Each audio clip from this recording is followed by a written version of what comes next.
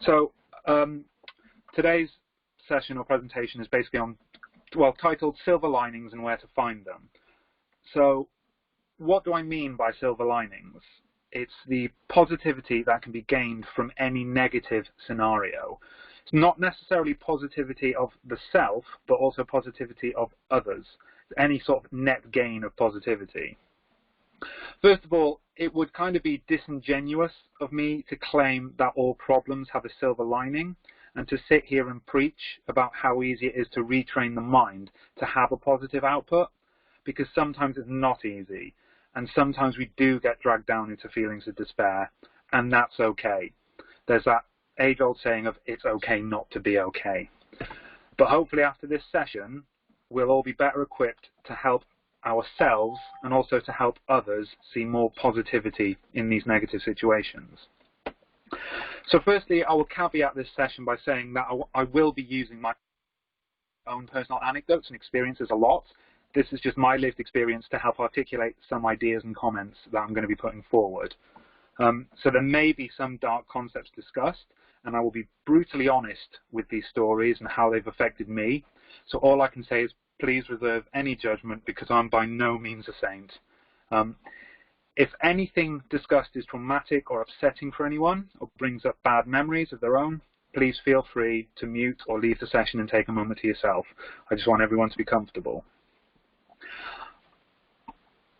I also want to stress that this is not a competition, so please make no comparisons about who has suffered the most or handled the situation better.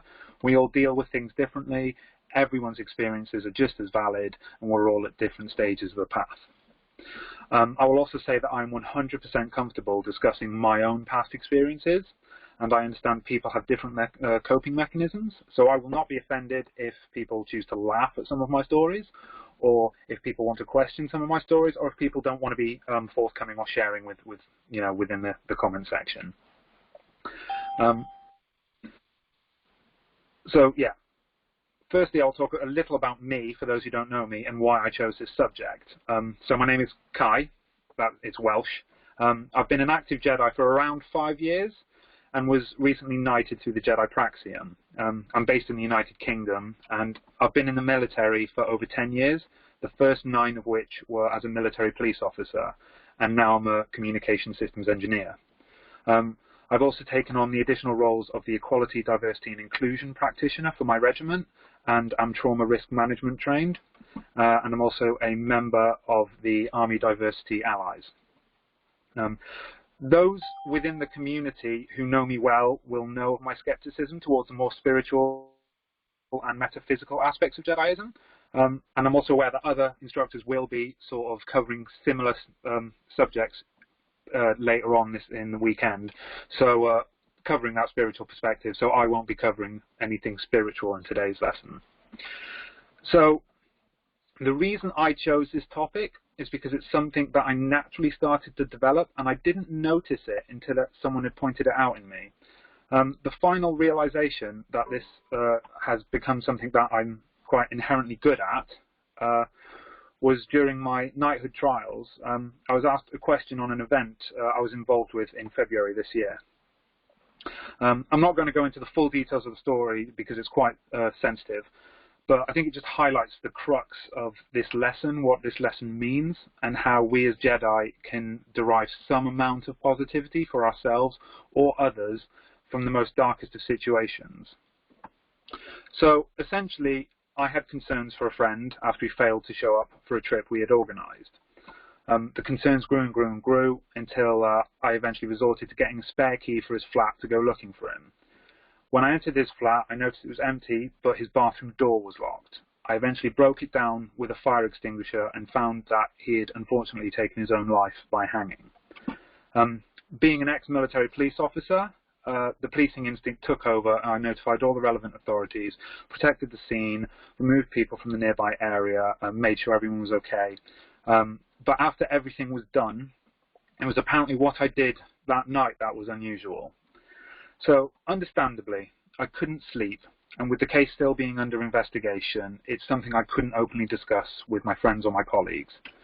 So what I decided to do was anonymously go online and enter a load of forums about depression and suicide. I spoke to a number of different people and told them exactly what I had just been through and the impact that it was having on me, and how this person, much like in a situation they may be in, felt beyond all hope and felt as though no one was on their side, when obviously we were, and we, good friends, we loved him. So my thoughts were being that since I failed to save one life that day, maybe I could use this experience and my suffering, I could save others. And that's a very deep example, but it's ultimately the heart of what this is, trying to see bad situations for the good that can come from them. So that mentality is what gets me through a lot. By sort of exuding positivity onto others, you lift their spirits, and if everyone else around you is rising, it's easier to pull yourself up or to be pulled up along with them. So, with no further ado, let's begin the actual session. Now, we're all aware of hindsight and the concept of seeing the bigger picture. But when in the moment, that's often a really difficult thing to do.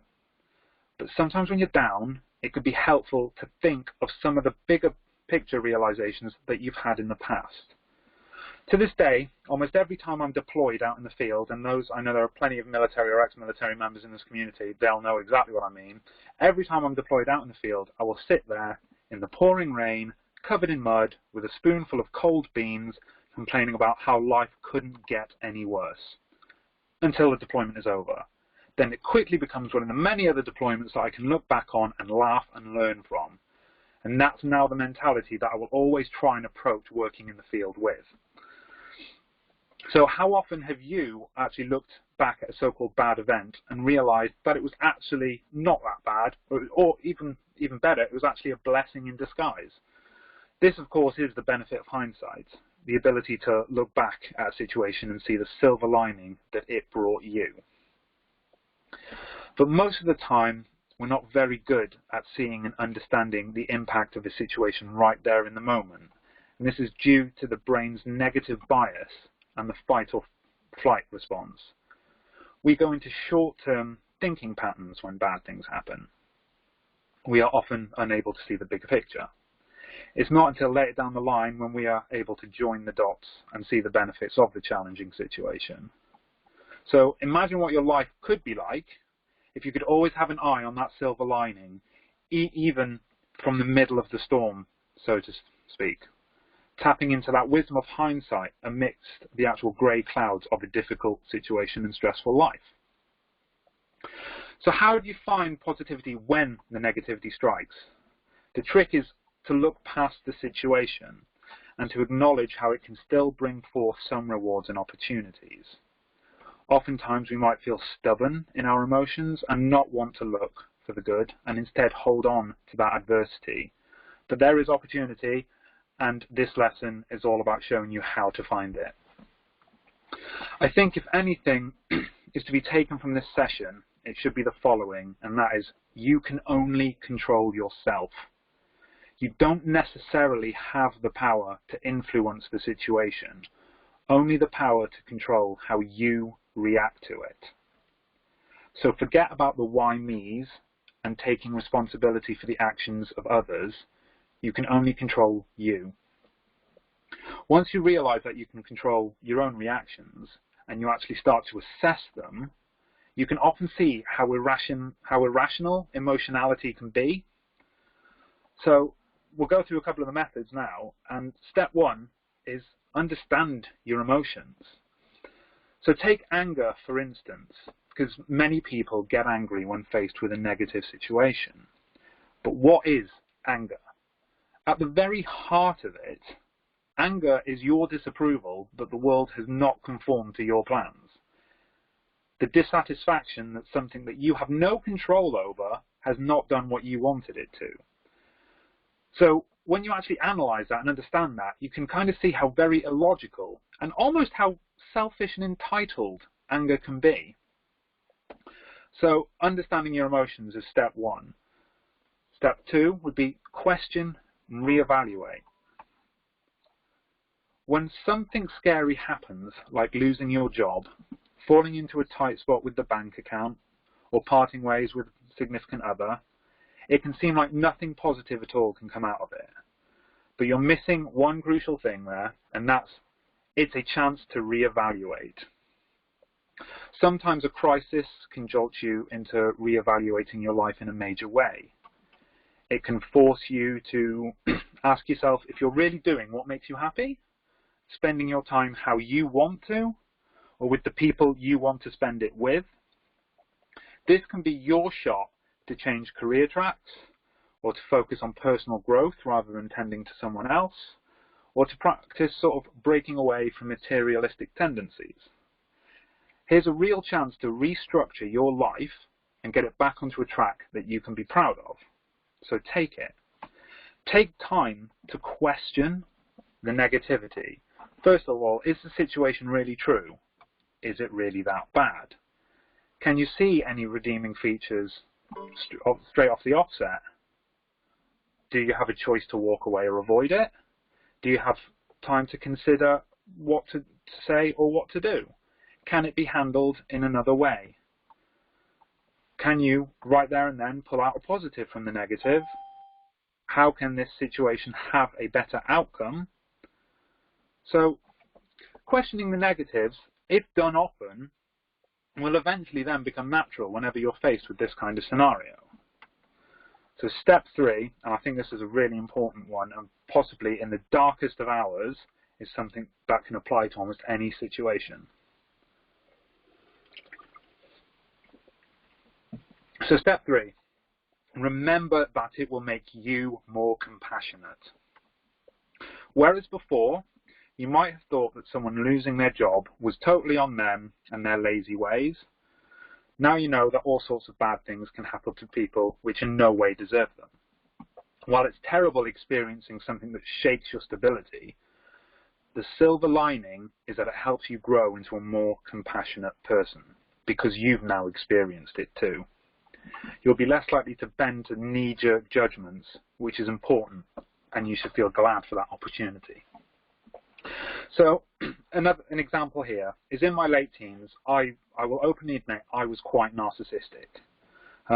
I didn't believe people who suffered from depression or PTSD or other mental health issues. I thought they were weak-willed.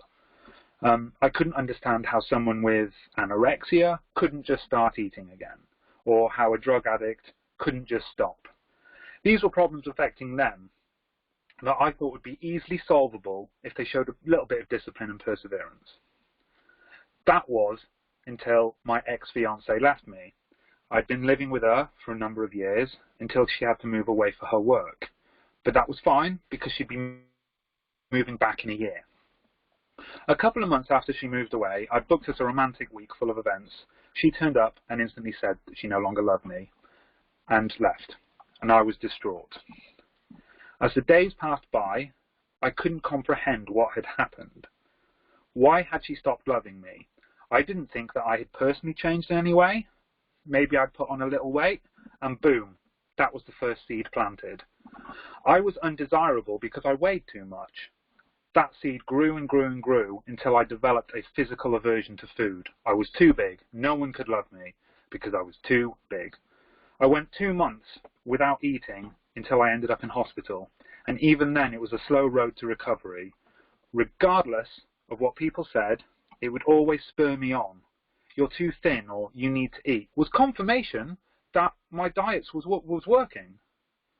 My boss at work eventually resorted to ordering people to attend lunch with me, and even then I'd secretly throw up in the toilet afterwards. Even when I started eating again, I would still excessively count calories. It wasn't until I developed another personal relationship that I finally started to return to being myself. But even to this day, a small offhand comment about my size can put me off a meal quite easily. So I've lived that experience, so I know how a small set of triggers, some small seeds of doubt in the mind, can cascade into a huge problem. And once you've experienced this, you're more likely to recognize that everyone can be vulnerable and that bad things happen to good people all the time. Someone else's suffering is not a threat, but rather can be a source of connection and kinship. So if you truly think that no good can come from your situation, at least know that you are growing emotionally. So step 4, think of why you should be grateful. Did you break up with a significant other? You probably parted ways for a reason then. So think of what that new free time and independence can bring you. Did you lose a job? Maybe now you can use this time to chase after a career that you would be excited to go into work to every morning. Or did you get a really big bill in the mail? At least now you know the importance of having savings and a nest egg for moments like these. Rather than letting the bad situation tear you down, look for the spots that you should be grateful for. Look for the opportunities to learn and grow. One of the quickest ways to shift your focus away from negativity, judgment, and disappointment is to list the things in your life for which you are grateful. So take a moment and search for the good for any opportunities that's coming out of this situation. Use it to make a game plan or some goals if that helps. Having a goal to work towards can make us be more positive. When we feel stagnant and unconfident, it's a lot easier to see the worst parts of life. So another anecdote is I was dating a woman who was a proper academic. All our holidays and trips revolved around museums and art galleries. Now, whilst I enjoy a good museum and a good art gallery, I wanted more adventurous stuff, to which she would never partake. When we eventually split up, I took a week off work and I just drowned myself in adventure. In the space of a week, I went kayaking, caving, mountain climbing, hiking, motorbike racing, and of course a couple of cocktails at a beach with some friends. Despite the breakup being absolutely terrible, I didn't let the situation get me down. I seized that opportunity I had, and it resulted in one of the greatest and most memorable weeks of my life. So as well as being grateful for the opportunities the scenario may present, just being grateful for everything else in your life can also provide a very powerful perspective shift. When you shift your focus onto what you are thankful for, you break the negative connection. Having negative experiences allows you to be grateful for positive experiences, and it allows you to appreciate what you have. When something bad happens, you can clearly identify the good things in life. It's a balance. Without the bad, there is no comparative goodness. The yin-yang. When you're right in the middle of turmoil or emotional distress, take a couple of minutes to try and think of what you are thankful for. It could be the home you live in, the fact that you can put food on the table, or knowing that things will always get better and the bad day will pass. It will create a sense of calm and empowerment when you need it most.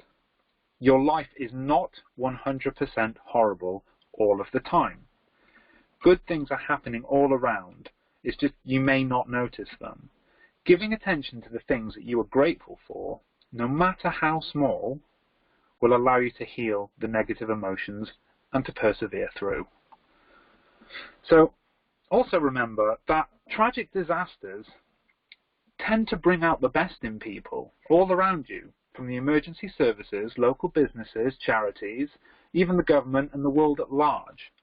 Most people are nice, helpful and considerate rather than bullying and nasty.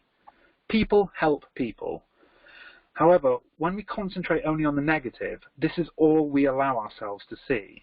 And unfortunately, this is often how the media makes a living. When we allow ourselves to see the good, our faith in humanity, and often in ourselves, is then restored time and time again. So step 5. Teach yourself to use different words and to reframe your mind. So the first thing I would recommend is removing the word failure from your vocabulary. Failure can mean many things to each and every one of us. For most, it means we tried and did not succeed. But if you examine most of the influential people in history who have done anything of great importance, most of them have said something to the effect that they would never have gotten their greatest accomplishment without having many failures. By failing at something, you again learn and grow. Thomas Edison once said, "I have not failed. I've just found 10,000 ways that won't work." So there's no way you'll be able to see the silver lining in a bad situation if the conversation you let loose in your head is all about negativity. If you find yourself constantly reaching for the words that best describe how terrible everything is, then it's time to retrain your brain. Teach yourself to use positive language and to search for opportunities instead of the pity parties. Sometimes nobody needs to call me stupid because I can do that just fine myself.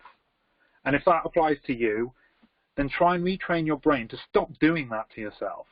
Take on a more forgiving, we can do this attitude instead. Try and change any negative statements to the positive. Even little changes such as saying, I want to be on time, instead of the more negative, I don't want to be late, can lead towards a small counter to the brain's inherent natural bias. Remember, as I said before, the brain heavily focuses on the negative. It wants to be preparing you to fight or flee or freeze from any possible perceived threat. So it will constantly try and see everything as a threat. Your brain will constantly try and see everything in the negative. So your brain, has a constant better safe than sorry mentality, if you will, which unfortunately doesn't really allow much room for optimism. So step 6, see the bad situation as a critique. Again, using the example before, if you've had a fight with your significant other or partner and are now on a break, or maybe you're on thin ice at work, or you're not going to pay your rent, take it as an opportunity to use this tough time as a critique. There may be a reason that you personally are in this problem. And because of it, you're now aware of certain flaws that you can work on or at least polish up. Even if you didn't deserve what happened to you, there may now be something you can do in the future to help you deflect that same negativity from sneaking up on you again. Take it as an opportunity to take notes and strengthen up. But it's vital to not be overly critical of yourself. Be realistic and modest. Don't expect the world from yourself, otherwise you'll just be adding to the problems. It's a hard skill to get right, admittedly, but it's a worthwhile one. So, step 7. Now, this has a caveat where it needs to be applied very carefully, and that is embrace Stoicism. So, Stoicism is a philosophy that teaches that the path of happiness is found in our acceptance of what is, and I think it's almost perfectly summed up by Chirrut Imwe in Rogue One with his line of, I fear nothing, for all is as the Force wills it. Sometimes taking on this attitude of a Stoic and accepting what is can, in of itself, be a silver lining. When we stop trying to make everything all right and just start accepting where we are at, we reduce stress around what isn't. To approach happiness the other way and sort of see it as an absence of disturbance is often helpful. Sometimes called, I think it's sometimes called strategic or defensive pessimism. It's a way of seeing the world in an open, honest way, as opposed to trying to cover the bits that we don't want to see. But be cautious not to confuse this with excessive optimism, or extreme rose-tinted glasses, if you will, as misplaced optimism can sometimes be a form of avoidance and can in the long run cause more pain by preventing actual acknowledgement of the problem. There is a problem, you just need to see it and accept it for what it is. So on Stoicism, there's something called the Stockdale Paradox, which was named after Admiral Jim Stockdale, who spent 8 years as a prisoner of war in Vietnam. Now, Stockdale explains that the excessive optimists, the people who believed that constantly believed they'd be released by Christmas or Easter, were typically the ones who didn't make it. And it's an important lesson because you must never then confuse faith that you will prevail with discipline to confront the most brutal facts of your current reality. So you need to acknowledge that yes, you will get through this, yes, you will succeed, but not at the loss of accepting the situation that you're in. It's a balancing act that can bring much more peace and harmony in the long term if you get it right. So, step 8. And remember, at the start of the lesson I said, the key takeaway from this lesson, if anything, is you can only control yourself. You have the power to change your situation. And while you may be unhappy now, keep in the forefront of your mind that you have the power to change your situation. And at any time. It may be hard. It might take some uncomfortable soul searching and long hours. But just know that you don't have to sit in this bad feeling. You always have the choice to make change happen, if need be. And rather than letting the bad moment ride out, take control and force it towards more calm waters. You have the power to find the silver lining in every situation, and that go-getter attitude will help you rise above your setbacks. So there's 8 steps. There could be more, and you can find some that apply to yourself that I might not have mentioned. But there's a couple of ideas on how to overcome negative moments in your life. I hope that some of the anecdotes help put things into context, but I understand that it can be difficult to visualize these techniques working in full practice. So let's take a couple of moments to go over some typical issues now and identify where the silver lining might be found. So one that I kept using is a typical fight with your partner. So maybe arguing and fighting is a common part of your relationship, or maybe it's something that you've never done before and it's finally just reared its ugly head. Regardless of how long it's been going on for, from this point, you can start improving your communication.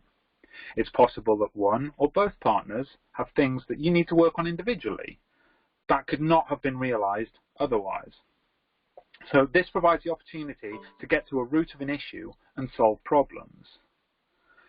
You can learn to to fight fair with each other, which will allow you to grow from these experiences even quicker and use better communication techniques. You can use some self-criticism, some self-critique, what you can do better to help the relationship. By working through these issues rationally, your relationship will then become much, much stronger. So another example would be your children acting out or misbehaving.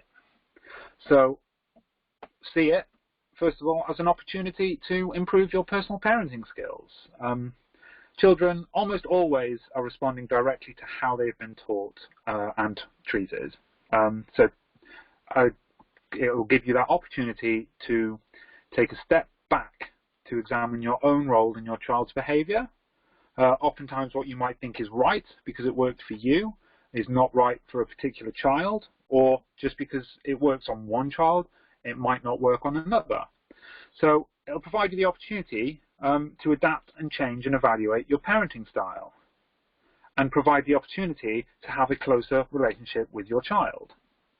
So not only that, but through a more positive mindset and thinking pattern now in front of your children will learn to do the same. So there's opportunities there.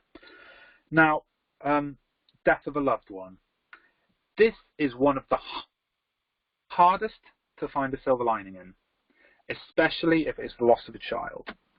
So I honestly question whether you can actually say there is a personal silver lining beyond developing compassion for people in similar situations. As I said at the start, it would have been disingenuous for me to say everything has a silver lining and how easy it is to find them, because it's not, and this is a prime example of where it's not. If they were older adults, maybe they are now out of any pain they were suffering, or in losing other adults in your life, you could gain the courage to make changes in your own life by examining the mistakes that they made in theirs.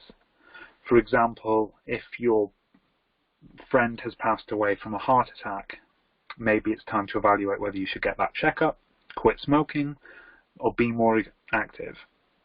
So there are little, even in the darker situations like that, little minute positive things or opportunities that can be gained. So often the extreme events can lead to the harshest of self-realizations. So it's something that you should always try and find that opportunity or the place, or the opportunity to improve yourself. So that's pretty much the crux of my lesson there. 8 steps, 8 relatively easy techniques to understand. So I'm going to open the floor to any questions, or if anyone has any stories that they want to put forward about a particularly difficult situation and what they think helped them, then please feel free in the chat to do just that. Yeah, absolutely, Ali. Yeah, that's fine. I've basically got my notes. I can send you my notes that I made over as well, if that helps. Yeah, Jennifer. Yeah, I know exactly what you mean there.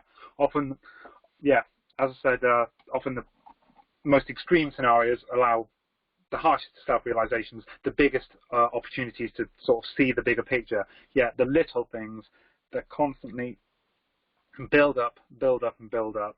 I think when there are little things like that, yeah, it's quite hard to see the positivity because you're just swamped. You were constantly swamped. You don't really have much time to sort of self-realization, self-critique, or thinking of the bigger picture. So I think maybe once you sort of feel yourself starting to lose your temper or starting to get pulled under, if you can, because I appreciate people give this, sort of advice all the time, and sometimes it's just not applicable. But if you can, take a moment to sort of take a step back, and if you're familiar with any sort of meditation or breathing techniques that help you, then that would be a prime opportunity for you to do that, to just try and analyze the situation, and then maybe realize that yes, whilst these little things are bad and they are annoying, they're not actually that bad. It's the whole concept of the straw that breaks the camel's back, really, there, isn't it? But the only thing you can really do is sort of pull yourself out of that situation and try and just tackle each thing individually, and hopefully realize that they're actually not that bad individually. It's just as a collective, they're overwhelming. Any other points, questions, queries, remarks? I'll call it a day there. So thank you very much, everyone, for attending. Hope you all have a brilliant day, especially those over in the USA that I think you've probably all just woken up, or you're still having breakfast. So yeah, thank you for turning up so early as well. May the force be with you all. Thank you.